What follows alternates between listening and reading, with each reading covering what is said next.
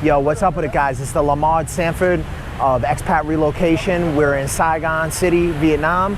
We're gonna show you some alternate nightlife things to do that are not Bui Vien. We're gonna go check out one of my homeboys. He's got a pop-up grill inside this rooftop bar over in District 1 along the canal.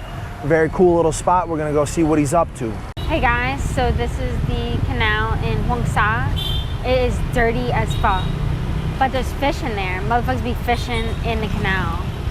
I don't know. Up to you. Yo, it's the Jaru, the Damager of Expat Relocations, teaching you the wisdom in mathematics. Anyway, I am here with my man James. He is originally from California, but he spent a lot of time in New York, and he's very involved in the food scene out here in Saigon. He has a pop-up restaurant that he does at this rooftop bar here in District 1, and we're gonna let him tell you a little bit about the bar and a little bit about what he's doing out here.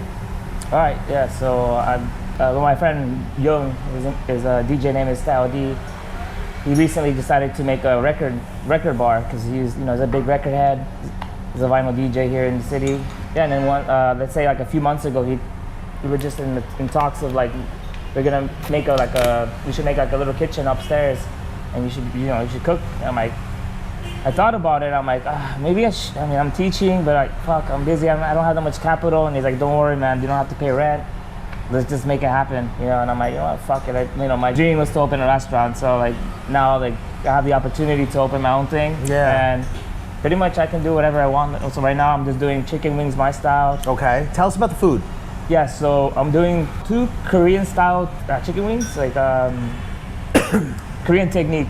Okay. But one of the flavors is called coffee spice Mexican, which is like an interpretation of mole, like with dried.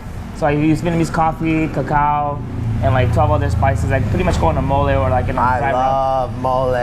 So it's a dried spice wing, and then I do another one which is a wet wing. It's called passion fruit barbecue. Yeah. So it's another interpretation of Vietnam. So because the passion fruit is very common in this area. Right. And then I use gochujang, which is a Korean chili paste. Okay. And I add some like other ingredients to make it a sweet barbecue but tangy from the passion fruit.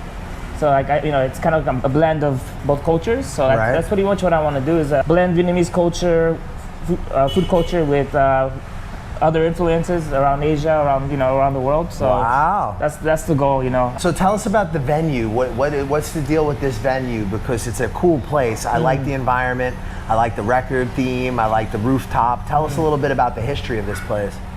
So like 6 years ago, my friend Young, I don't know the history behind the beginning of it, but I just knew he wanted to open his own place.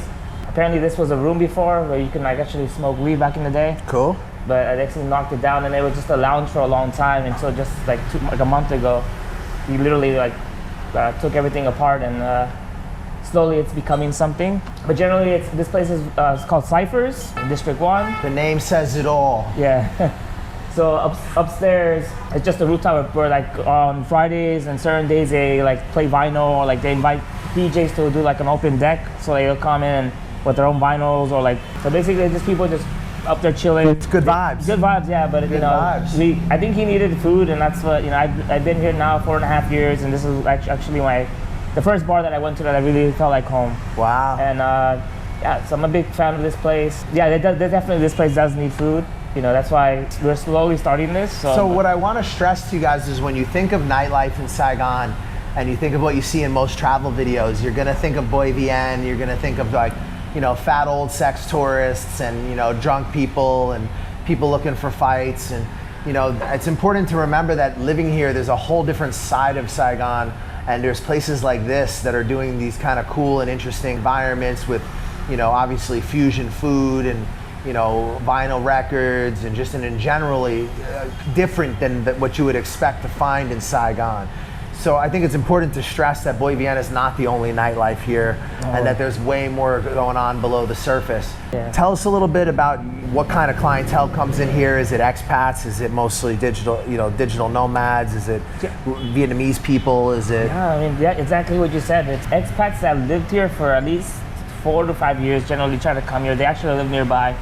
A lot of the expats that I've met here, they've been here for so long, they just keep to themselves, and when they come here, they come and relax. They're settled.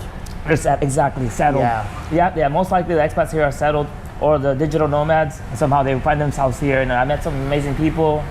Even a few nights ago, I met a guy from Holland. You know, he said he was going to travel the world, but he loved Vietnam so much. But you know, he was actually, you know, debating or like contemplating staying here. Right. Really, literally. But then I told him, you know, I just travel the world and Vietnam will be here, you know. There will be, yeah. And I mean, I've seen so many amazing places since finally the world's starting to open up again. All these places that I wish I would have been able to do a little bit earlier, I'm getting to do now. But I'm always going to love Vietnam, and that's why I'm back here now, even though it's like, you know, a place I've been for 4 or 5 years. Yeah. I still decided as soon as I could to come back for a minute and to show face and to, you know, rekindle relationships, because I do love the place. Yeah, and definitely. I know that you came out here originally working with us as a teacher, right? You used our service. Definitely, yeah. It's been like, how would I say this?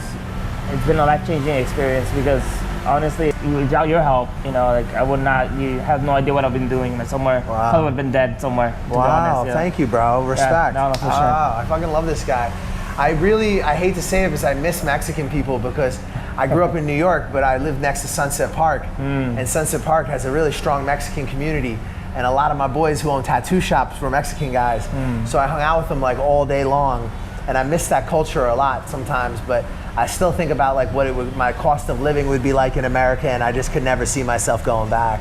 Yeah, I mean, no one is like, I guess, I mean, I always once I like left for Asia for the first time, I knew like I had to get the fuck out of the US. And you're originally from California, right? Yeah, definitely, yeah. Best Mexican food in the country, I would say California and New Mexico. For me, those are my top two, but Texas and Arizona are definitely close seconds. So California, what were you doing out there? I was a chef. I was in San Francisco for 5 years. I'm from Southern California, but I went up to, when I was, 17, I got a scholarship to go to a cooking school in San Francisco. But yeah, so he went from being in the Bay Area, just trying to hustle, doing some kind of work, to coming to Southeast Asia and having a vast array of opportunities that would have never been available to him in the past. So we got the homie here, we got him set up in Vietnam. You did a little English teaching in the beginning, right? And definitely, yeah. And I was traveling around Vietnam for a while, but then I went back during the pandemic. I needed some help with my TRC and also hit him up again, and he was always, he was always there. So now I'm glad that, you know, it's actually, you know, to meet him in person, you know, for the first time, which is great, you know. So if you guys are gonna be living in Saigon, come check this place out. It's good vibes, good food, definitely not a Bui Vien scene. One of those things you need to know about if you want to come to a spot like this. It's not all advertised out there, so, you know. Nope, it's intended to be like that. Exactly. Yeah. So this is a little bit of love for them because James has always not just been a customer, but been a very good friend to me. And I wanted to highlight wherever he's doing while he's here in the big Saigon. If you guys are thinking about coming out here, hit me up. I can help you with employment, visas, structuring companies. You know, look at what homeboy did. He started out teaching English a little bit, and now he's created this world for himself that's like his actual long-term dream. So you can do it too. If you like the content, smash the like button, hit subscribe. Definitely, you know, check out our other content. We appreciate your support. We want to help the regular person get access to the expat lifestyle, but we can help people from high-end luxury to regular people just trying to get started. Give us a shout. Brush your face and wash your teeth, son. Hey, what's up? I'm D from Canada. Hook up with the New York Nomad if you want a smooth ride into Vietnam or any Southeast Asian countries. Hey, my name is Aaron. Get in contact with the New York Nomads. If you want to get into Vietnam, hit them up. They'll get you in securely and professionally. Yo, this is Uncle Hollywood. I'm telling you right now, the New York Nomad got me a job. He's legit. Hit him up. Check him out. New York Nomad set me up in Vietnam. Yo, my man got me a job. Come to Vietnam. Hey, what's up, guys? You thinking about coming to Vietnam? You're not sure where to start. You've heard a lot of things online. You don't know what's true. You don't know what's not. We offer a consulting service where we help you get on your feet in Vietnam. We give you advice on negotiating contracts with employers. We help you with real estate agents, visa agents that are reliable and that you can trust. We help you get started in this amazing country and get on your feet. We help you get into different opportunities that might be more difficult for you if you were just landing in the country on your own. And we help you avoid a lot of the pitfalls and problems that you could have as a newcomer here. We provide provide you with reliable job recruiters, visa agents, real estate agents, and advice. If you guys are thinking about coming to Vietnam, hit us up for a consultation. We'll help you get started, help you get on your feet, and hopefully you'll love Vietnam as much as we do.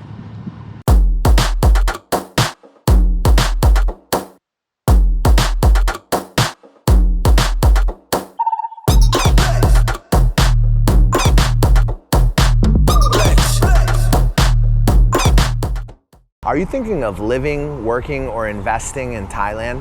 Thailand is an amazing country that's more open than it has ever been before.